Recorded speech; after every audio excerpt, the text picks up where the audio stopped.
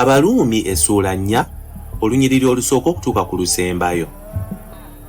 Kale kiki kye tunaayogera ku Ibulayimu jjajjaffe kye yalaba mu mubiri?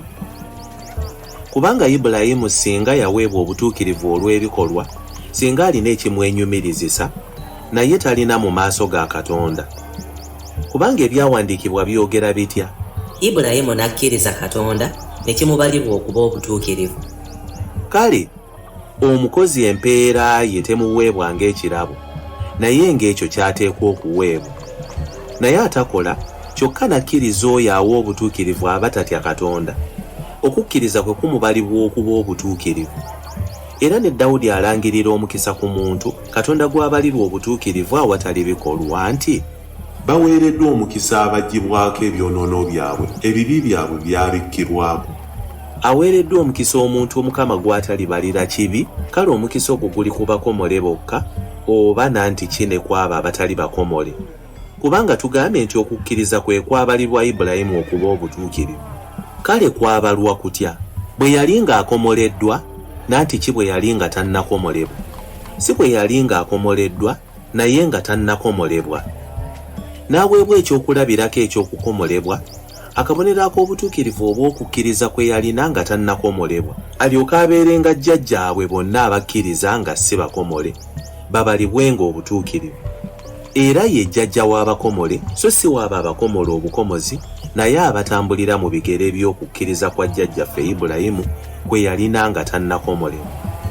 Kubanga okusuubira tekwaweerwa Ibulayimu newankubadde ezzadde lye mu mateeka nti alibeera musika wansi zonna, wabula mu butuukirivu obw'okukkiriza.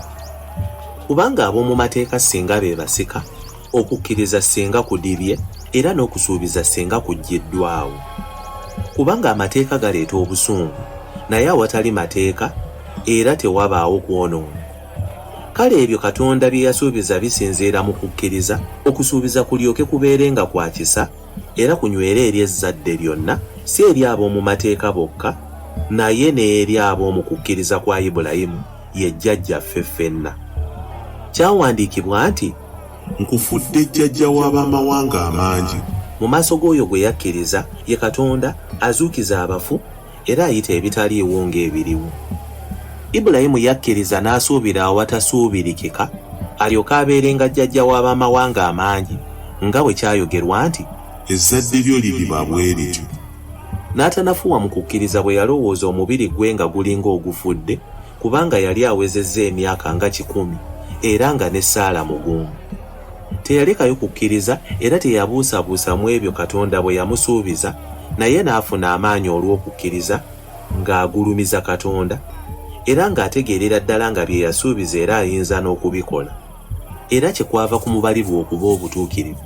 Naye tekyawandiikibwa ku lulwe yekka nti kyamubalirwa, naye era ne ku lwaffe abagenda okubalirwa, abakkiriza mu oyo eyazuukiza Yesu Mukama waffe mu bafu, eyaweebwayo olw'ebyonoono byaffe n'azuukibwa olw'okutuweesa obutuukirivu.